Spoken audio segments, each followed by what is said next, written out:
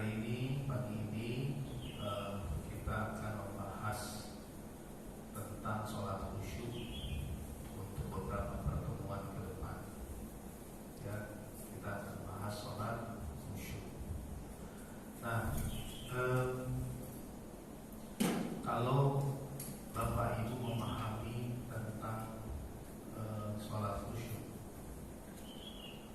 yang akan kita pelajari beberapa pertemuan ke depan, maka insya Allah mudah-mudahan akan menambah kualitas ibadah sholat kita. Ya, kualitas ibadah sholat kita. Kita sering melihat khusyuk itu yang dipahami hanya pada aspek gerakan, ya, pada aspek gerakan. Padahal sebetulnya bukan hanya pada gerakan, tapi sebetulnya adalah pada kualitas hati. Nah, kenapa saya katakan pada kualitas hati? Karena di dalam Al-Quran surat Al-Baqarah ayat 45, ya, ayat 45-46 itu menjelaskan tentang makna definisi khusyuk. Ya, jadi di dalam surat Al-Baqarah ayat 45, wasta'a'udzu billahi minasyaitonir rajim, bismillahirrahmanirrahim, wasta'inu bis-sabri was-shalah.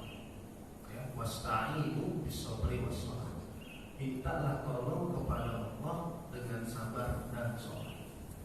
Wasta'inu bis-sabri was-shalah wa innaha lakabiratun illa 'alal khashiyin. Sesungguhnya salat itu amat berat kecuali bagi orang yang khusyuk. Nah, ya. Jadi sebetulnya sholat itu berat, ya, apalagi jam segini, jam segini ke masjid itu berat. Nah, kenapa? Karena sifat dari hawa nafsu, Bapak Ibu, sifat dari hawa nafsu itu menolak untuk taat. Sifat dasar dari jiwa itu menolak untuk taat. Nah, maka tidak mudah laksanakan sholat itu. Maka yang mendirikan sholat itu hanya orang khusyuk sebetulnya. Yang mendirikan sholat itu sebetulnya orang khusyuk. Nah, siapa orang yang khusyuk itu? Di ayat 46 menyebutkan alladzina yazunnuna annahum mulaqu rabbihim wa annahum ilaihi raji'un. Jadi orang yang sholatnya khusyuk itu adalah yang punya keyakinan, seseorang yang punya keyakinan, yang punya kesadaran, alladzina yazunnuna annahum mulaqu rabbihim, bahwa mereka punya keyakinan, punya kesadaran bahwa mereka akan bertemu dengan Allah dan kembali menghadap Allah. Jadi Bapak Ibu bayangkan, Allah itu yang menciptakan kita, Allah itu yang menciptakan kehidupan, seluruh kehidupan. Allah itu yang membimbing menuntun hidup kita. Allah itu yang memberi rezeki kepada kita. Allah itu yang memenuhi segala kebutuhan hidup kita. Allah itu yang memberi kita anak, keluarga, dan seterusnya. Nah, berarti dia sang penguasa sesungguhnya, gitu ya. Dia adalah sang penguasa sesungguhnya. Nah, kita adalah hambanya, kita adalah ciptaannya. Ya, jadi sang hamba yang diciptakan ini punya keyakinan bahwa dia akan bertemu dengan yang menciptakannya, ya, bahwa dia akan kembali kepada yang menciptakannya dan bertemu dengan yang menciptakannya. Nah, itu adalah esensi daripada khusyuk sebetulnya. Nah, kalau itu ada pada diri kita, maka itu akan terlihat nanti pada gerakan-gerakan sholat kita. Nah, tapi kalau itu nggak ada, maka kenapa ada banyak orang yang hanya gerakannya itu nggak berisi? Gerakannya itu tidak mencerminkan adanya kehusyuan pada hatinya, gitu. Nah, makanya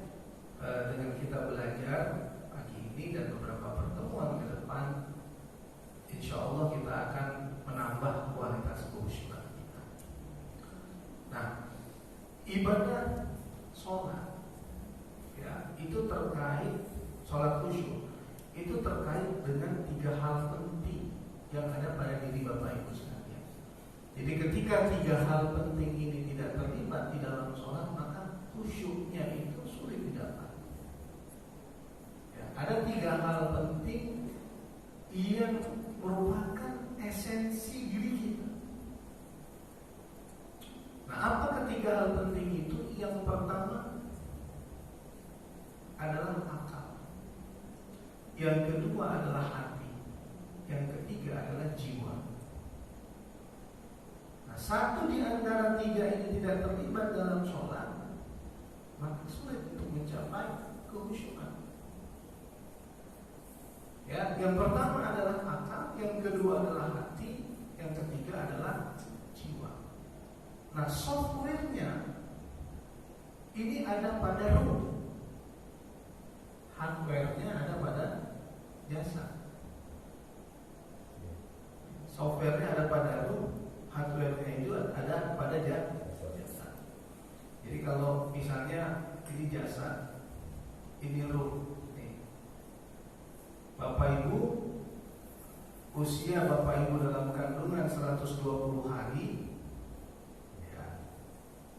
ya 120 hari, sebagaimana dijelaskan oleh hadis Rasulullah SAW, ditiupkan oleh Allah ruh. Nah, ruh ini cerdas, sifatnya adalah zaki, ruh ini. Maka ketika di dalam surat Al-A'raf ayat 172, Al-A'raf ayat 172, ketika Allah sempurnakan ciptaannya ini, yang dalam 120 hari ini, Allah sumpah ini ruh. Al-A'raf ayat 172, disumpah itu, alastu bi rabbikum,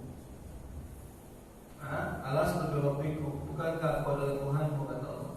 Maka ruh mengatakan qalu bala syahidna, qalu bala syahidna, kami bersaksi engkaulah Tuhan kami. Nah, ditiupkanlah.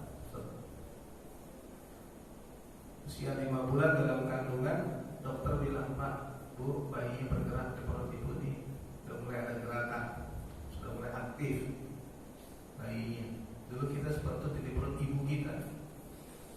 Nah, roh ini membawa 3 potensi tadi: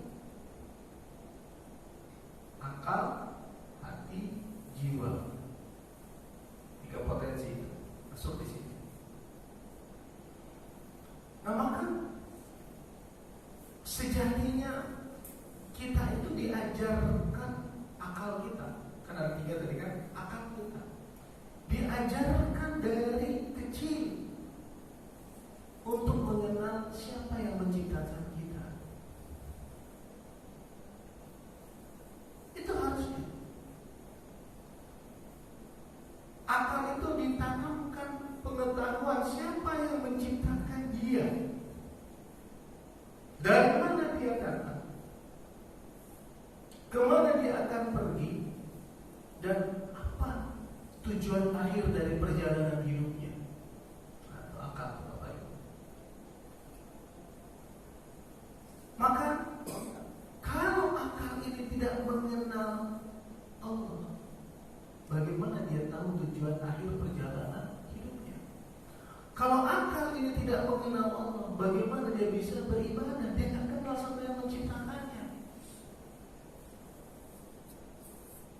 Dia tidak kenal dengan yang menciptakan. Maka maaf, ada yang menyembah batu, ada yang menyembah api, ada yang menyembah manusia, ada yang menyembah pohon. Nabi Ibrahim alaihissalam dulu mencari Tuhan. Ketika Nabi Ibrahim melihat matahari, mengatakan, mungkin ini Tuhan. Ketika matahari hilang berganti malam, bulan yang muncul, Nabi Ibrahim mengatakan, kok bisa Tuhan hilang? Jangan-jangan ini Tuhanku. Begitu pagi datang, bulan juga hilang, Matahari belum terlihat, Tuhan belum terlihat. Nggak mungkin Tuhan itu datang dan pergi, muncul dan hilang. Maka kata Nabi Ibrahim alaihissalam, inni wajjahtu wajhiya lilladzi fatara as-samawati wal arda hanifan wa ma ana minal musyrikin. Jadi akhirnya Nabi Ibrahim menemukan Allah. Dia bukan materi, dia tidak diciptakan. Nah Bapak Ibu, modal utama sholat khusyuk itu yang ini mengenal Allah. Makanya kita belajar tauhid.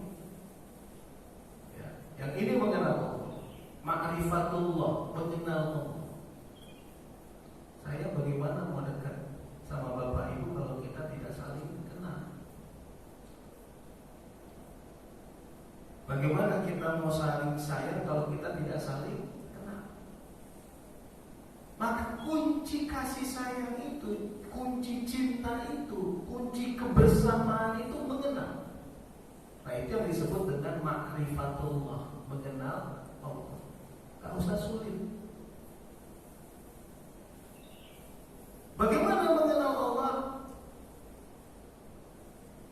Bagaimana Bapak Ibu mengenal Allah? Kita mengenal Allah dengan dua ayat. Dengan dua ayat.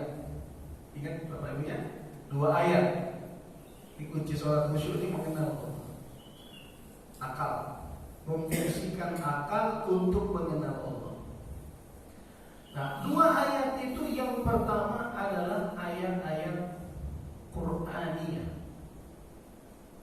Yang kedua adalah ayat-ayat kauniyah. Yang pertama itu Al-Quran.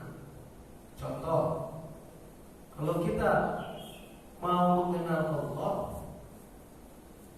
Allah mendefinisikan siapa dirinya di dalam Al-Quran. Qul huwallahu ahad. Katakan Allah itu Esa. Allahus Samad. Hanya Allah tempat meminta. Lam yalid wa lam yulad. Ini akal. Saya akan mengulang-ulang biar enggak salah di mana-mana. Kalau kajian sholat khusyuk saya akan ulang-ulang ini akal gitu. Biar enggak ibar gitu ya. Lam yalid wa lam yulad. Dia tidak beranak dan dia tidak diperanakan. Jadi kalau dia beranak atau dia diperanakan, berarti dia bukan Tuhan. Dia sebaik-baik tempat bersandar. Berarti kalau dia lebih dari satu, dia bukan Tuhan. Karena pun Allah, ini Al-Quran. Allah yang menjelaskan siapa dirinya. Hanya dia tempat meminta. Jadi ibu bapak ibu, kalau bapak ibu hayat di surat Al-Ikhlas, kita nggak keluar dari koridor itu. Nikmat, lezat, indah, damai, bahagia, bersandar hanya kepada Allah. Dan Allah itulah yang lam yalid wa lam yulad wa lam yakul lahu kufuwan ahad, dan tidak ada sekutu baginya. Jadi ini harus sering mentadabburkan ini. Bagaimana sholat khusyuk kalau kita nggak kenal dia? Ini mentadabburkan ini untuk mengenal dia. Kita harus belajar Al-Quran, tadabbur Al-Quran, karena Allah menjelaskan siapa dirinya di dalam ayat-ayat Al-Quran. Nanti baru ayat-ayat kehidupan. Ada dua ayat tadi, ayat Al-Quran dan ayat kehidupan. Nah, satu. Atau di surat Ali Imran. Surat berapa? Ayat berapa? Wallahumma malikal mulki, ayat 26. Qulillahumma malikal mulki tu'til mulka man tasya. Katakan Allah penguasa di Tu'til mulka man tasya wa tanzi'ul mulka mimman tasya. Allah berikan kekuasaan kepada orang yang Dia kehendaki, dan Allah lepas kekuasaan dari orang yang Dia kehendaki. Itu gimana? Jadi kita nggak usah ribut-ribut soal kepala negara. Sudah ada di buku takdir kehidupan siapa next presiden after Jokowi. Ada.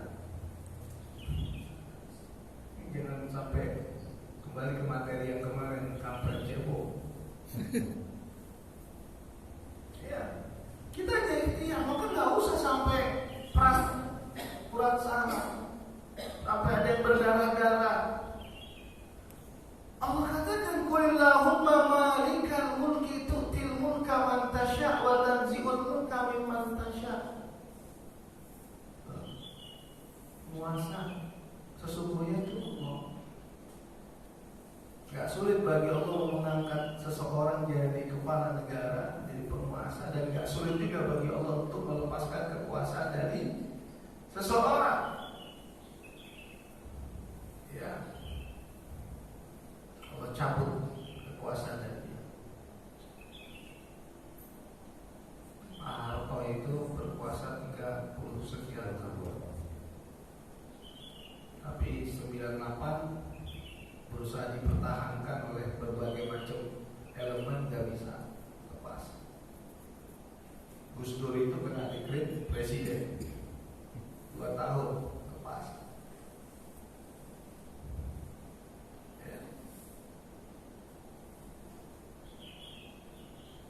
Donald Trump berbagai cara untuk mempertahankan kekuasaannya, hanya 1 periode. Pak Jokowi di luar ekspektasi. Bagaimana seorang wali kota bisa jadi presiden, naik ke gubernur, gubernur naik jadi presiden? Di luar ekspektasi. Ekspektasi kita manusia. Tapi Allah berkehendak. Gak ada yang sulit bagi Allah.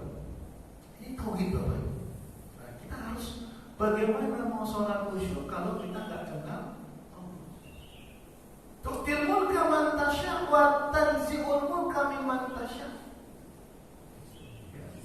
Wa tu'izzu man tasya' wa tuzillu man tasya'. Allah tuh kalau mau memuliakan seseorang dimuliakan oleh Allah, kalau mau dihinakan oleh Allah dihinakan oleh Allah. Jadi jangan kita yang memandang manusia itu hina atau mulia, karena itu bukan wilayah kita. Itu hak prerogatif Allah. Bapak Ibu setiap melihat orang yang baik, orang yang soleh, hormati, sayangi karena kebaikan dan kesolehannya. Kita sudah belajar mengenai persaudaraan kemarin. Jadi seseorang dihargai, dicintai karena ketaatannya, karena kesolehannya. Gitu. Nah, jadi Allah Subhanahu wa Ta'ala bisa memuliakan seseorang, bisa menghinakan seseorang. Wa tu'izzu man tasya' wa tuzillu man tasya'. Biyadikal khair innaka 'ala kulli syai'in qadir. Segala kebaikan ada di tangan Allah, dan Allah Maha Kuasa atas segala sesuatu. Tulijul laila fil nahari wa tulijul nahara fil lail. Allah bisa merubah malam menjadi siang, siang menjadi malam. Wa tukhrijul hayya minal mayyiti wa tukhrijul mayyita minal hayy. Allah bisa hidupkan seseorang dari matinya dan bisa mematikan seseorang dari kehidupannya. Wa tarzuqu man tasya' bighairi hisab. Ya, dan Allah memberi rezeki tanpa batas. Nah, Bapak Ibu ini kita membahas tentang tauhid tadi. Nah, bagaimana saya bisa gini? Saya contoh Pak Bulungan. Mungkin pertemuan pertama biasa, nggak kenal. Pertemuan kedua, pertemuan ketiga mulai tegur saya. Ustaz, Pak, bisa nggak saya ngobrol sama Ustaz? Itu pertemuan ketiga. Mungkin pertemuan keempat, langkah berikutnya mau diskusi, mau ngobrol. Nah, Semakin sering kita akan berdiskusi, ketemu, semakin dekat, maka semakin kita saling menyayangi. Maka saya sering nanya, bagaimana kita menyembah zat yang gak kita kenal? Bagaimana kita bisa dekat dengan seseorang yang gak kita kenal? Bagaimana logikanya? Maka berarti sholat tanpa mengenal dia,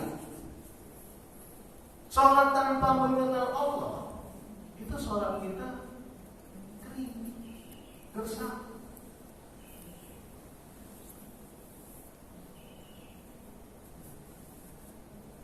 Coba lihat anak kecil, Bapak Ibu, kalau anak kecil sholat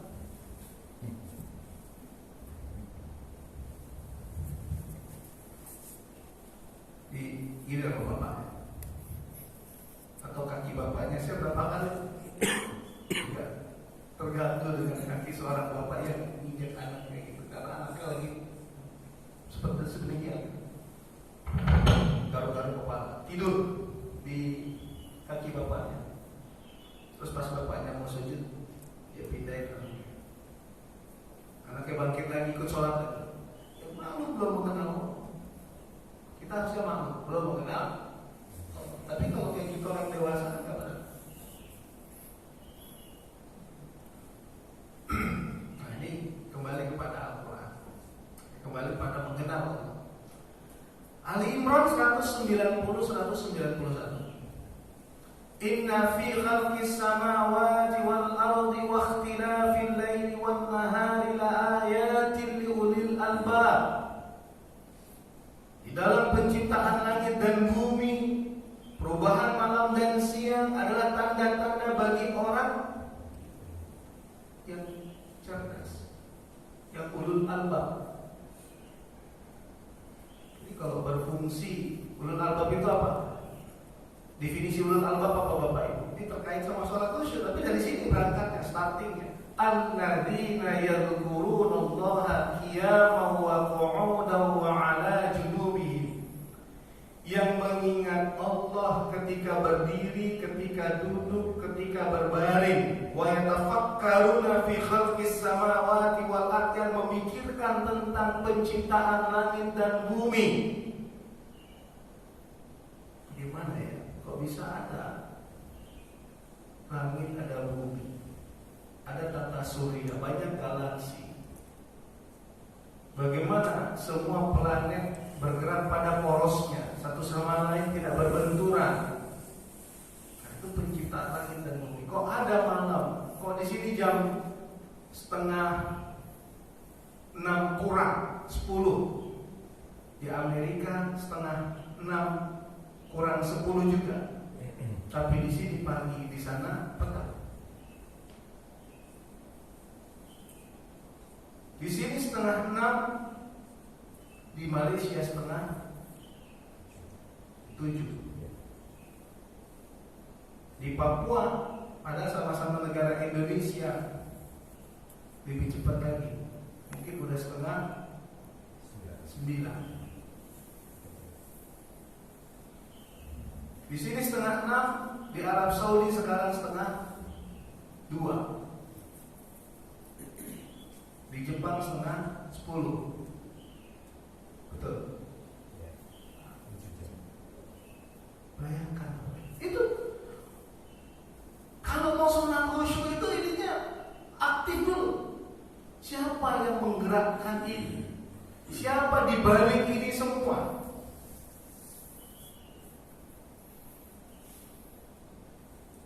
Punya ijazah kan? Bapak-bapak punya ijazah TK, SD, TK mungkin dulu saya nggak ngerasain TK, SD, SMP. Lihat muka-muka kita, wajah kita, foto-foto SD, SMP, SMA, kuliah, foto pernikahan masih ada. Buka lagi album pernikahan. Terus waktu punya anak sedang akikah anak. Nah sekarangnya anak sudah ada nikah dan sudah ada yang punya cucu. Nah itu diaktifkan untuk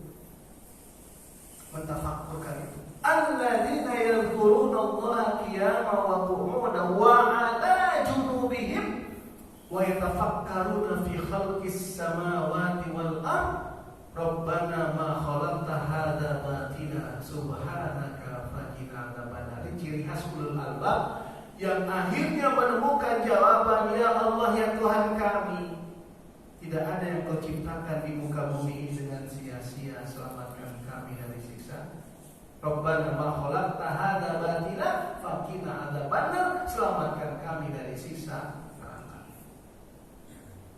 Ini ayat-ayat Qur'aniyah. Jadi kalau mau mengenal Allah, ya berarti nggak bisa tidak, harus sering membaca Al-Quran. Al-Imran 190-191.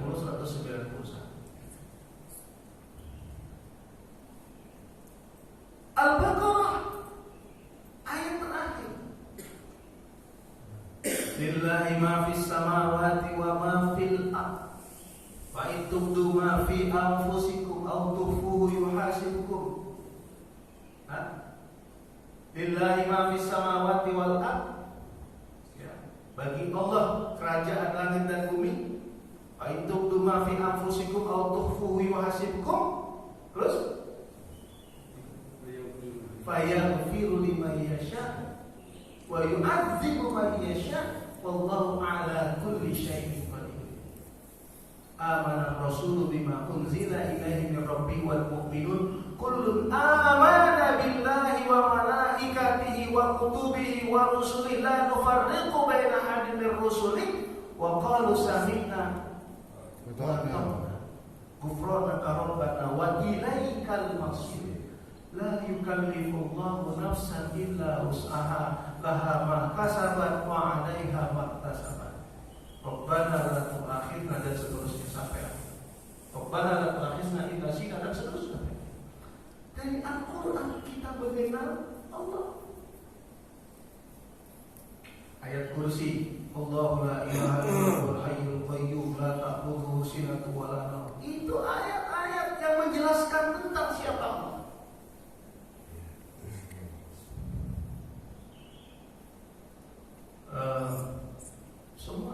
Semua ayat Al-Quran itu sebetulnya untuk mengantarkan kita mengenali surat Al-Hasyr dari ayat 18 sampai akhir. Di ayat 18 itu ya ayyuhalladzina amanu taqullaha wal tanzur nafsum ma qaddamat liwaqtin wattaqullaha innallaha khabirun bima ta'malun, ya. Terus wallahu la ilaha illa huwa alimul ghaibi wasyahada wallahu ar-rahmanur rahim al-malikul quddusus salamul mu'minul muhaiminul azizul jabbarul mutakabbir subhanallah amma yusyrikun sampai seterusnya. Nah, Bapak Ibu, kenalilah Allah dengan melalui ayat-ayat Al-Quran, ayat-ayat Quran. Yang kedua adalah ayat-ayat kauniyah, ayat-ayat kehidupan alam. Di balik hujan kita bisa mengenal Allah. Melalui lautan kita bisa mengenal Allah. Di atas gunung kita bisa melihat kebesaran Allah. Ya, kalau Labuan Bajo itu, saya belum sampai ke Labuan Bajo, tapi lihat foto-foto Labuan Bajo, saya kagum dengan Sang Pencipta. Saya kalau berada di Danau Toba, yang saya lihat adalah kebesaran Allah. Mobil saya ganggu di rumah TNI, siapa Bapak? Ada Bapak? Ganggu nggak? Mau keluar nggak mobilnya? Karena sulit parkir. Dari alam kita mengenal Allah, melihat sawah kita mengenal Allah. Saya dengar terbang kemana tuh, ke Amerika. Kita kalau terbang ke Amerika itu melihat batas ruang waktu yang berbeda.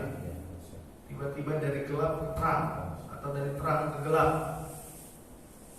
Masya Allah.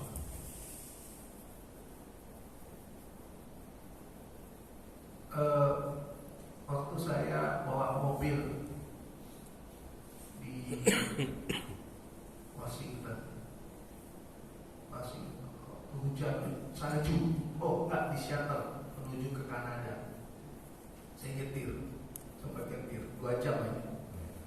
salju. Itu bawa mobil itu kayak apa ya? Kayak nggak fokus. Karena apa yang saya lihat itu justru kebesaran Allah di situ. Sampai istri saya sama sahabat saya bilang, hati-hati Ustaz, saya bawa mobil kayak salju gitu. Yang saya bilang, kok bisa di Indonesia air, di sini salju? Yang kita lihat kebesaran Allah.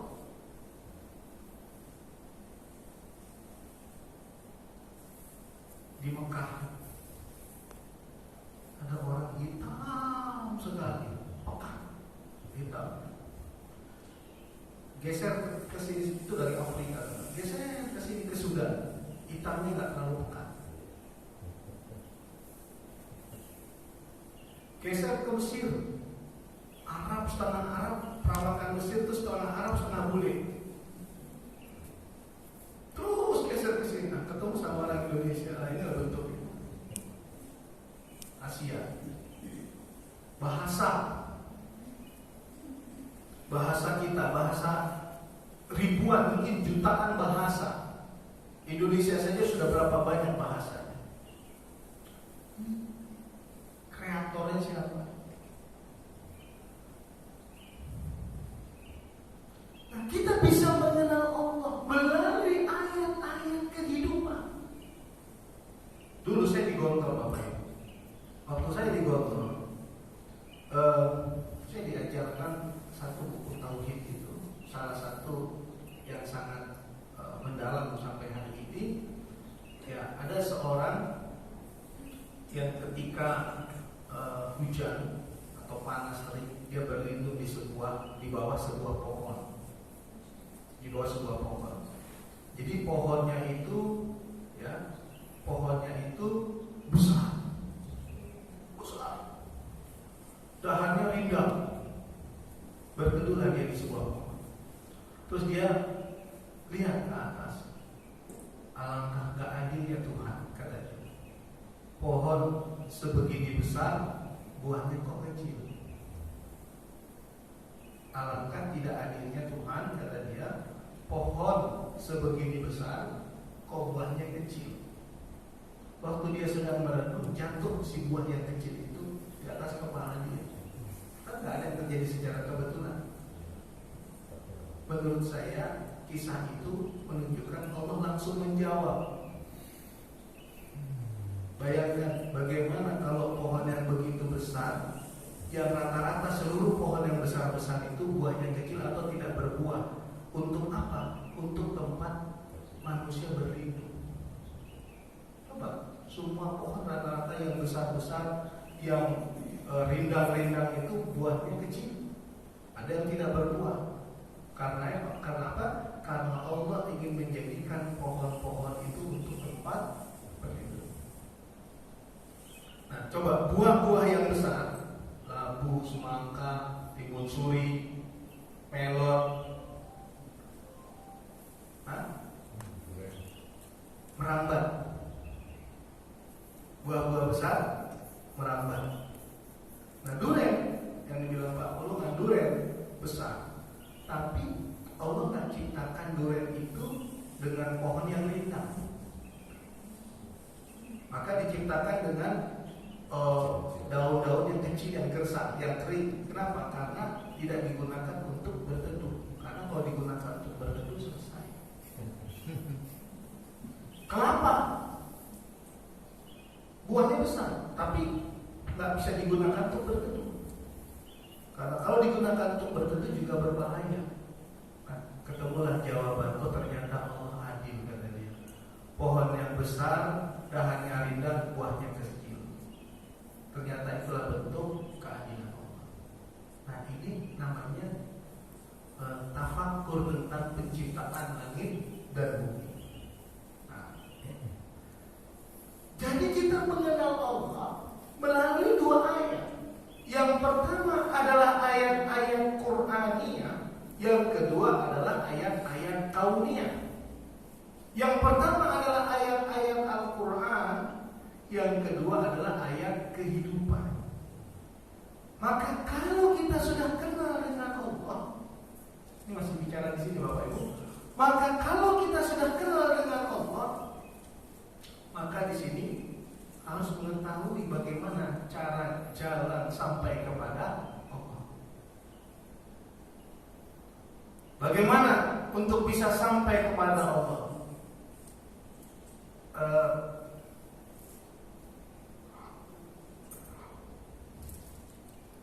Seseorang bercerita kepada saya dekat dengan Pak Habibie misalnya, paling aman ngomongin yang sudah wafat, kemuliaannya, kebaikan. Saya dekat dengan Pak Habibie. Nah, terus dia cerita bagaimana kedekatannya dengan Pak Habibie. Banyak cerita inspirasi yang menginspirasi dari Pak Habibie.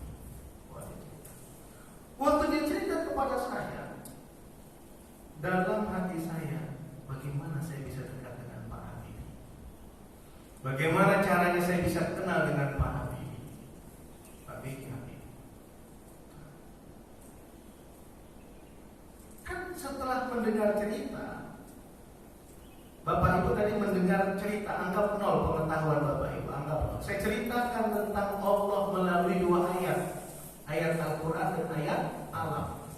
Terus kesimpulan saya bilang, di balik ini semua ada yang mencipta, yaitu Allah. Nah, Bapak Ibu terkagum dengan cerita tadi, maka muncul dalam pikiran Bapak Ibu, bagaimana caranya saya bisa sampai kepada Allah dan dekat dengan Allah. Nah, itu kira-kira. Maka untuk bisa sampai kepada Allah, dekat dengan Allah melalui akal kita tadi, maka kita harus tahu. Kita harus tahu apa ibadah yang bisa membuat kita dekat dengan Dia, yang kita bisa merasakan selalu bersama Dia, yang tidak ada jarak antara kita dengan Dia.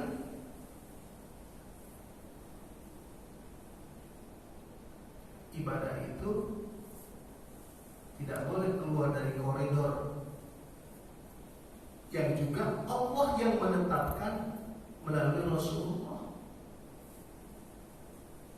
termasuk melalui Al-Quran. Maka itulah as-sholat. Untuk bisa sampai kepada Allah adalah as-sholat. Ini masih belum keluar dari koridor akalnya. Nanti hati dan jiwa nanti pertemuan berikutnya. Jadi di sini tuh harus diisi dengan pengetahuan. Setelah pengetahuan tauhid, maka pengetahuan apa yang membuat kita bisa sampai kepada Allah adalah ibadah. Nah, ibadah itu apa? Face to face apa? As-sholat. Yaitu ibadah sholat. Bapak Ibu, keutamaan sholat itu awwalu ma yuhasabu bihil abdu yawmal qiyamah as-sholat, fa in sholuhat sholuha sa'iru amal kullu fa in fasadat sa'iru amali kullu. Jadi ibadah yang utama dalam kehidupan kita ini sebetulnya adalah as-sholat. Kalau baik sholat kita, maka baiklah amal kita. Kalau rusak sholat kita, maka rusaklah semua amal kita. Cepat ya. Ya belum lagi ya. Masih bisa? Jadi kalau baik sholat kita, baik amal kita. Kalau rusak sholat kita, maka rusaklah amal kita. Sholat. Spesial sholat ini Bapak Ibu, kewajiban zakat ditetapkan oleh Allah melalui wahyu Al-Quran. Kewajiban puasa juga, kewajiban haji juga. Kewajiban puasa, kewajiban zakat, kewajiban haji. Tapi kewajiban sholat, Rasulullah SAW Disebutkan di dalam Al-Quran, asra bi'abdihi laylan minal masjidil haram ilal masjidil aqsa. Jadi Rasulullah SAW itu dibersihkan dulu oleh Jibril alaihissalam, disucikan dulu, ya, dibedah jantungnya, dibersihkan, disucikan, disucikan untuk diberangkatkan dari Masjidil Haram ke Masjidil Aqsa, dari Masjidil Aqsa ke Sidratul Muntaha, ditemani oleh Jibril alaihissalam. Begitu sampai di langit terakhir menuju Sidratul Muntaha, Jibril alaihissalam bilang begini, aku hanya bisa sampai di sini. Selanjutnya engkau yang bertemu dengan Allah. Nah, ini ceritanya ada pelajarannya. Aku hanya sampai di sini dan selanjutnya engkau yang bertemu dengan Allah. Untuk apa bertemu dengan Allah? Untuk menerima kewajiban sholat. Berarti sholat itu adalah pertemuan kita dengan Allah. Karena kewajiban sholat tidak sama ditetapkan dengan kewajiban zakat, tidak sama dengan kewajiban puasa, tidak sama dengan kewajiban haji. Bisa kalau Allah mau dulu ditetapkan saja seperti kewajiban-kewajiban ibadah yang lain. Tapi tidak demikian. Rasulullah SAW diperjalankan, disucikan dulu, dibersihkan dulu, diperjalankan dari Masjidil Haram ke Masjidil Aqsa, dari Masjidil Aqsa ke Sidratul Muntaha, sampai langit terakhir. Langit ketujuh, Jibril alaihissalam bilang, aku hanya bisa sampai di sini. Selanjutnya engkau yang bertemu dengan Allah. Berarti salat itu personal sekali, hubungan personal sekali antara bapak ibu secara person dengan Allah. Jibril nggak bisa dampingi. Pertemuan hamba dengan Allah. Berarti salat itu pertemuan bapak ibu dengan Allah. Interaksi bapak ibu dengan Allah, dialog bapak ibu dengan Allah, kecintaan, kedekatan bapak ibu dengan Allah. Disucikan berarti kalau hari ini sekarang wudu dulu karena mau bertemu dengan Allah. Berwudu dulu, yang betul wudunya, yang benar wudunya. Pastikan semuanya terbasuh sesuai dengan aturan syariah. Oke? Di dalam hadis, ketika bapak ibu berwudu, itu dosa-dosa tubuh kita gugur bersama air yang mengalir. Kumur-kumur, dosa mulut mengalir bersama air. Dosa wajah, dosa tangan, semua dosa mengalir bersama air. Maka kita suci, kita bersih. Kenapa? Karena kita ingin menyembah Allah. Allah yang mana? Yang sudah diperkenalkan Allah melalui dua ayat tadi, Al-Quran dan Kauniyah. Kauniyah itu apa? Ayat-ayat Quraniyah dan ayat-ayat kehidupan. Nah, itu kewajiban sholat. Dahsyatnya keutamaan sholat, penetapan kewajiban sholat tidak sama dengan kewajiban yang lain. Kenapa? Harus bertemu Rasulullah dengan Allah. Itu menunjukkan bahwa sholat itu pertemuan kita dengan Allah. Bahwa sholat itu adalah hubungan interaksi kita dengan Allah.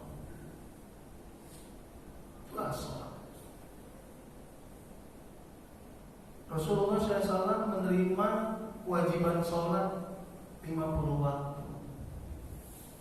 Artinya sebetulnya Allah pengen selalu dekat dengan kita. 50 waktu.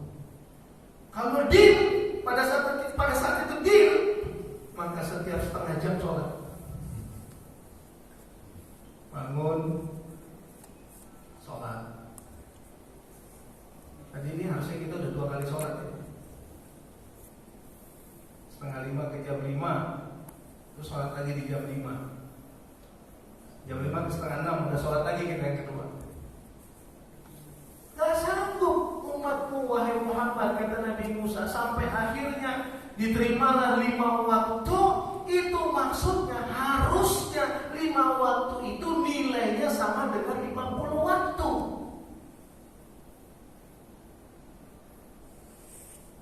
Artinya apa? Harusnya 5 waktu itu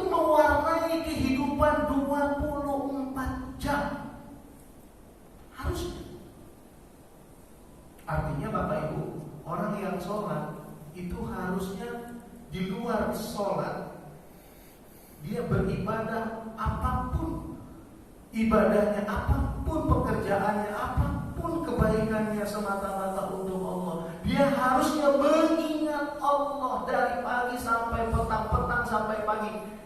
Lima waktu itu harusnya untuk itu. Karena kalau enggak kita dikasih 50 waktu sebetulnya yang paling yang harusnya diterima oleh Rasulullah SAW. Tapi nggak sanggup umat wahai Muhammad, kata Nabi Musa, sampai akhirnya 5 waktu yang harusnya 5 waktu itu mengisi ruang dan waktu 24 jam.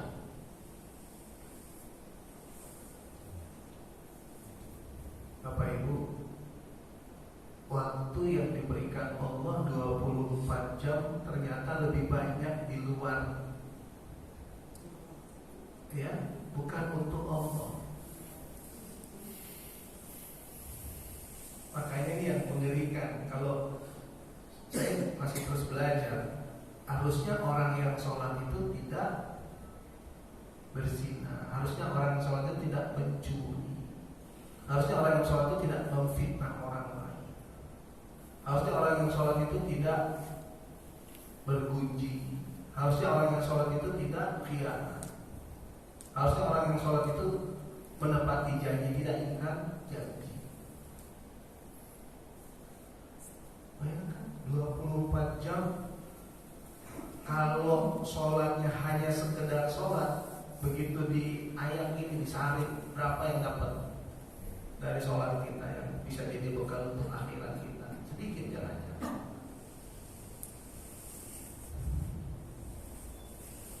Ya, coba tadi sholat subuh 2 rakaat itu 10 menit, kurang lebih 10 menit. Bapak Ibu sholat zuhur nanti kurang lebih 10 menit, asar kurang lebih 10 menit, kisaran 5 sampai 10 menit. Maghrib 5 sampai 10 menit, isya 10 bersama. Berarti 24 jam hanya 50 menit. Dikit ya? Bapak Ibu dikasih Allah kenikmatan hidup 24 jam. Allah memberikan kenikmatan hidup 24 jam. Dari 24 jam itu hanya 50 menit yang untuk Allah. 60 menit kita genapkan 60 menit, ya. Berarti sholat 5 waktu hanya 60 menit. Sementara 24 jam waktu yang dikasih oleh Allah, hanya 1 jam yang kita keluarkan untuk Allah. Kan ada 23 jam Ustaz. Iya benar ada 23 jam. Sekarang kalau kita breakdown, benar gak yang 23 jam untuk Allah? Jujur-jujuran, emang lagi sepeda ingat Allah? Emang lagi nongkrong di mall bisa ingat Allah? Emang lagi belanja bisa ingat Allah? Emang waktu jalan ke Singapura bisa ingat Allah? Waktu main golf ingat Allah? Emang waktu kerja bisa ingat Allah? Jujur-jujuran, hanya 60 menit. Udahlah 2 jam lah kita buat, ada wudhu, sunnah qobliyah, ba'diyah. Oke, 2 jam.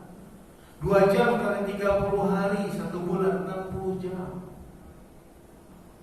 60 jam kali 12 bulan 720 jam. 720 jam bagi 24 jam 30 hari. Saya ulangi.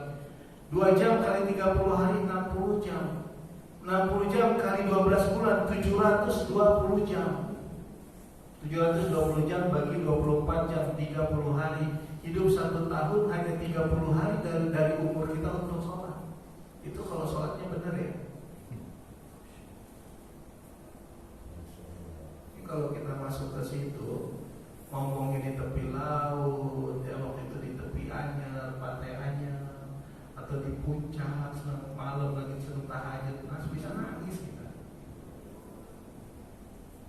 Dikasih nikmat nih, persilahkan dengan 24 jam kau bisa jadi orang sukses, dengan 24 jam kau bisa jadi orang bahagia, dengan 24 jam kau bisa memenuhi kehidupan keluargamu. Ya 24 jam ya tidurnya, ya semua aktivitasnya. 24 jam kau bisa bersama anak istri dan cucumu. 24 jam kau bisa dengan sahabatmu, silakan. Aku hanya minta dalam formalitas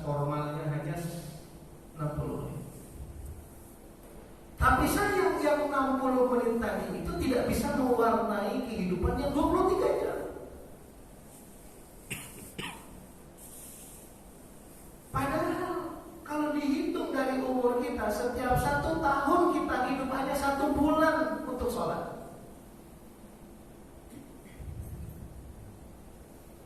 Pak siapa Pak? Pak Haji. Pak Haji berapa maaf? Kalau boleh tahu umur Pak Haji berapa? 64 Pak Haji.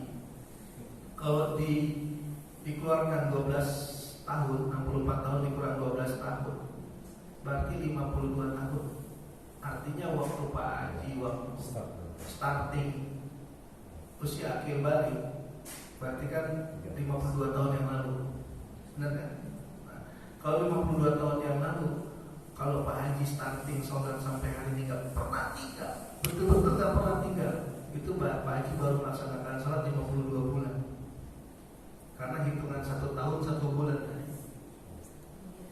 Itu udah kita bukan di press, dikasih bonus tadi harusnya 1 jam, ya udahlah 2 jam lah, karena ada sunat qobliyah, ba'diyah, ada wudu. Nah, persiapannya semuanya 2 jam deh. Nah, berarti kalau Pak Haji tadi 52 tahun, berarti 52 bulan. 52 bulan 52 bulan berapa tahun tuh sekarang? Sekitar 4 tahun. Umur 64 tahun diambil dari umur Pak Haji yang untuk sholat hanya 4 tahun. Masya Allah. Masih sehat tapi ya. Punya rumah di sini ya. Alhamdulillah. Dulu pekerjaan Pak Haji apa? Subhanallah. Punya anak cucu Pak? Alhamdulillah. Padahal sholat cuma 4 tahun di umur 64 tahun. Iya, menangis kita. Ya. Bapak Ibu tinggal di sini bukan karena kebetulan, karena Allah sayang sama Bapak Ibu. Dikasih kerjaan, dikasih anak cucu, dikasih harta, ya bisa beli rumah di sini kan, di Jakarta Selatan. Dikasih sehat, sampai umur sekian masih sehat. Dikasih sahabat-sahabat yang satu frekuensi, sayang sama kita, mencintai kita. Ya. Diselamatkan dari fitnah. Allah sayang sama. Di usia kita ini, ternyata saya 50 berapa? Nanti November 54 tahun umur saya, dikurangi 12 tahun, berarti berapa? 32 tahun. Hah? 42 tahun, berarti enggak 42. Iya, berarti saya sholat 42 bulan. Kalau sholat saya benar, tapi kan faktanya nggak benar sholat saya juga dulu. Ada sholat, ada bolong, ada bercampur. Waktu lagi jalan kemana, sholat dulu sekadar sholat, habis itu jalan lagi. Nggak khusus sholatnya, nggak pernah kasih yang terbaik buat Allah. Pakaian sholat asal-asalan.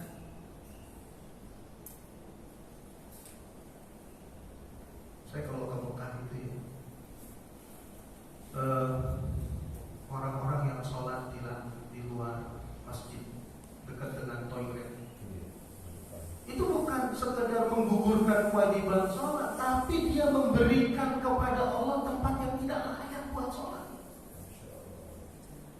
Kalau Bapak Ibu besok pergi umroh, pergi haji, berikan sholat itu kan termasuk pakaian yang pantas, tempat yang pantas. Bapak Ibu pengen menyembah yang memberikan kita segala macam kebaikan, rezeki, kehidupan. Masa tempatnya gak pantas, gak pakai sajadah. Orang keluar dari masjid sendalnya, keluar dari toilet sendalnya menginjak halaman masjid. Di situ semua orang sholat tidak pakai, minimal pakai ini. Kalau mau tutup apa tempatnya terbatas. Ada Jumatan berapa tahun yang lalu pakai kaos tulisannya bir bintang.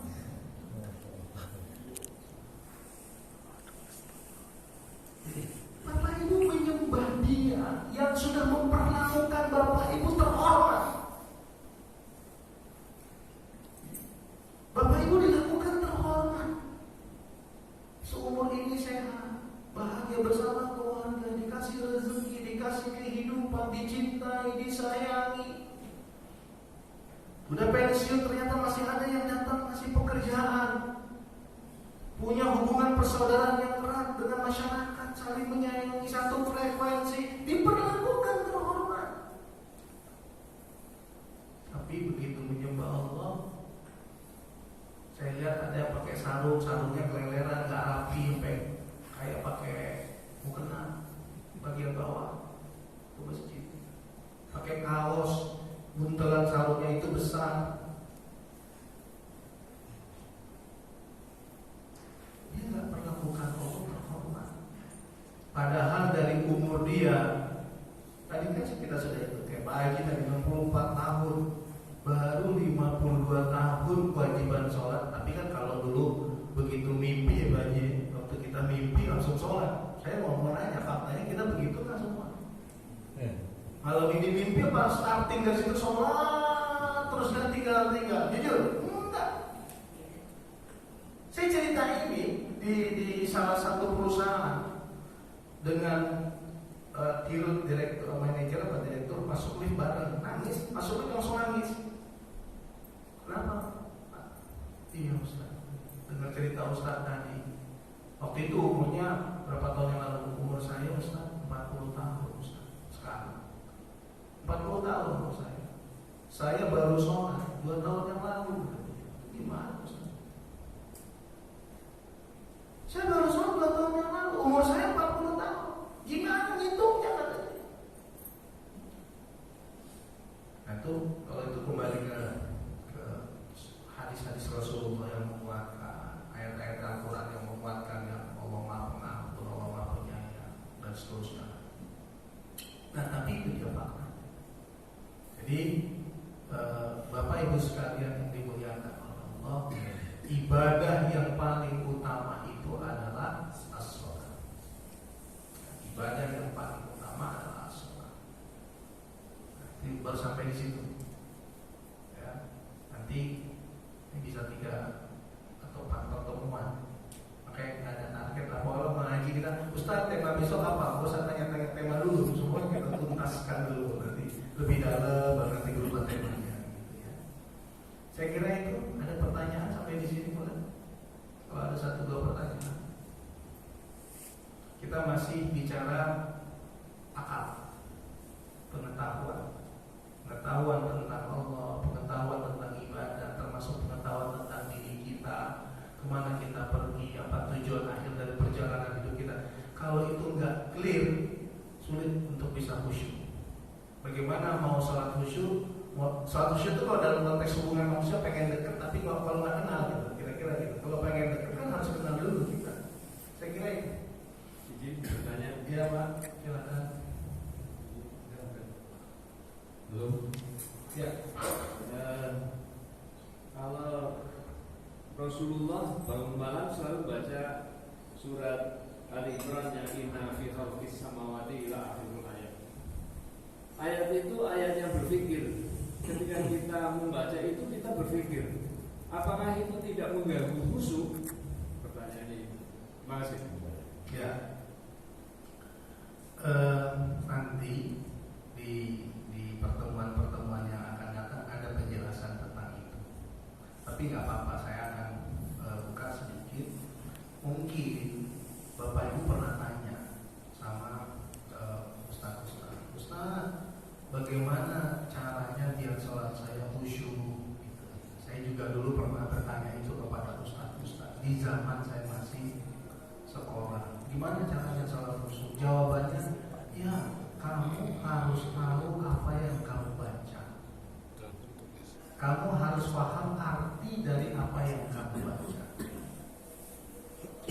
Nah, kalau saya konteksnya itu bukan menerjemahkan. Misalnya Imam baca inna fi khalqis samawati wal ardi wa ikhtilafil laili wan nahari la ayatin li ulil albab.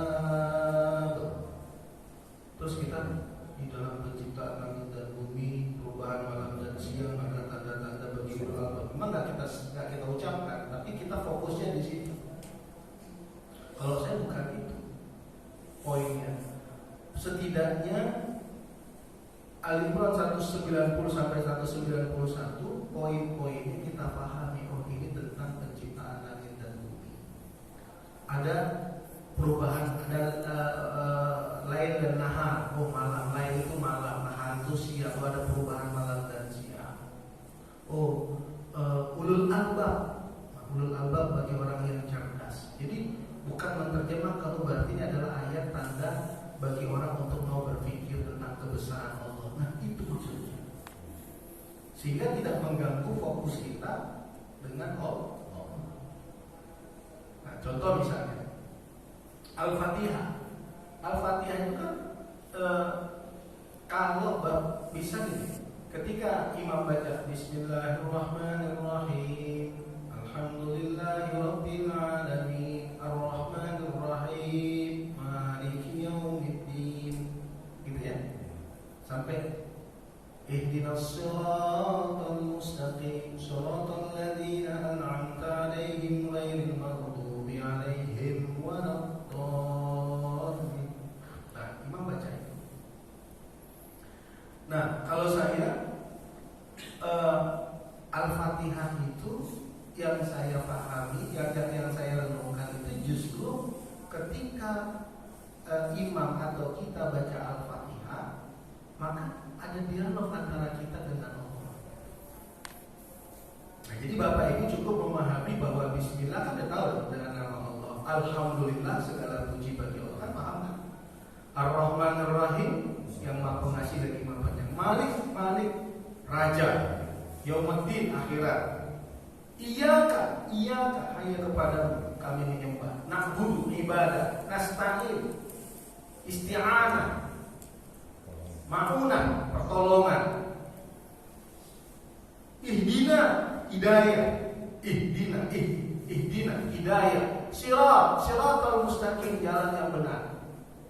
An'amta alaihim, siratal ladzina an'amta alaihim. Yang an'amta nikmat.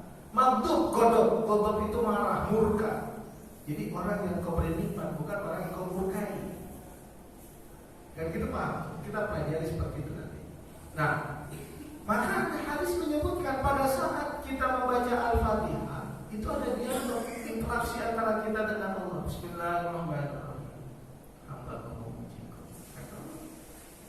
Alhamdulillahirabbil alamin. Hambaku memuliakan. Ar-Rahmanir-Rahim, hambaku memujiku. Maliki yaumiddin, hambaku mengagungkanku. Iyyaka na'budu wa iyyaka nasta'in. Rahasia aku dan hambaku. Apa yang Bapak Ibu minta? Nasta'in itu apa? Ini Allah sudah jawab, rahasia aku dan hambaku. Ihdinas siratal mustaqim. Apa artinya tadi? Tunjukkan kami jalan benar. Dijawab lalu, ini adalah hak hambaku. Apa yang dia minta aku kabulkan. Jadi disitulah kecerdasan kita.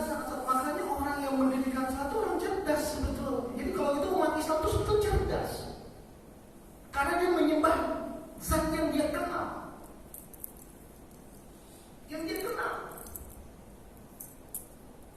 Jadi dahsyatnya khusyuk itu di situ. Kan Bismillahirrahmanirrahim kata imam, terus dengan nama Allah. Ya, jangan. Kita bukan fokus pada makna dari bacaan, tapi esensi di balik bacaan. Gitu.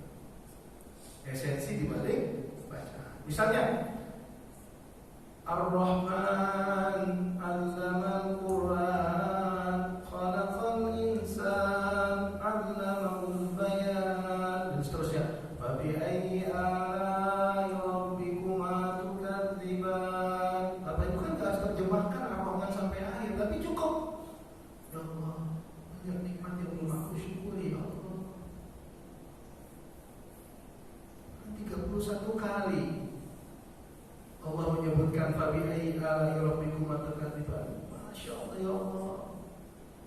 Setiap saat kau berikan aku nikmat, tapi aku belum menjadi hamba yang bersyukur. Kan itu bukan di sini, tapi itu ada di sini. Gugahan. Nikmat mana yang belum aku syukuri, ya Allah?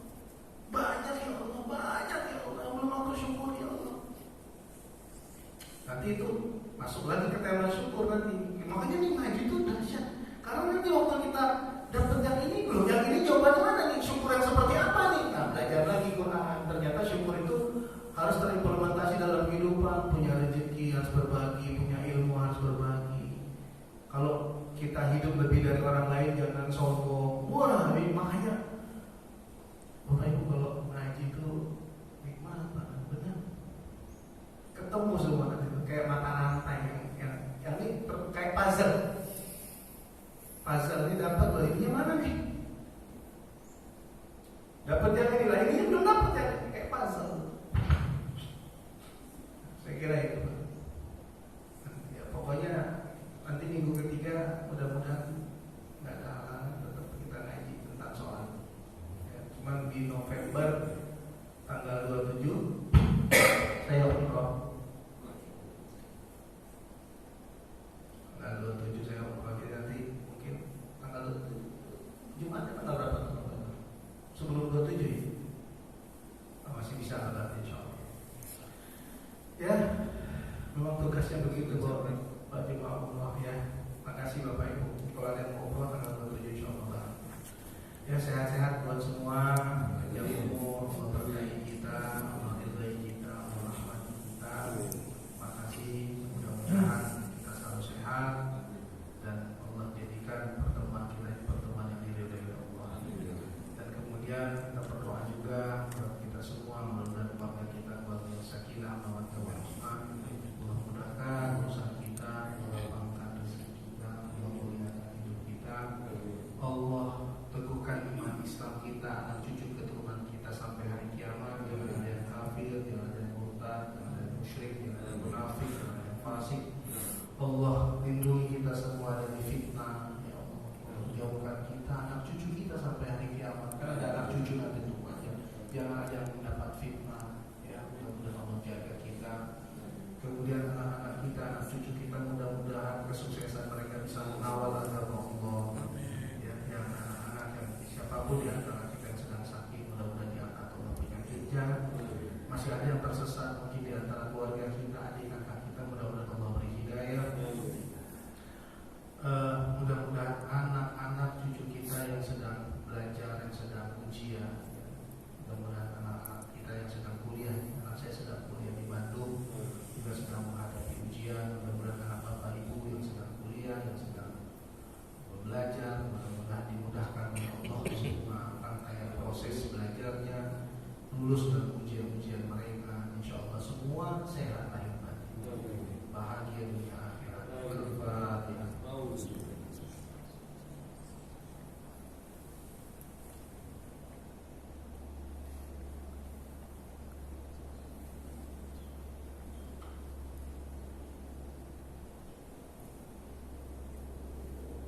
Amin ya Allah ya Rahman ya Rahim. Amin ya Allah ya Mujib as-sa'ilin. Taqabbal minna innaka antas samiul alim wa tub 'alaina innaka antat tawwabur rahim. Subhana rabbika rabbil izzati amma yasifun wa salamun 'alal mursalin walhamdulillah. Sekian dari saya. Assalamualaikum subhanallahi wa bihamdika asyhadu an la ilaha illa anta astaghfiruka wa atubu ilaik. Assalamualaikum warahmatullahi wabarakatuh. Salat sunnah syuruk biar tetap pahala.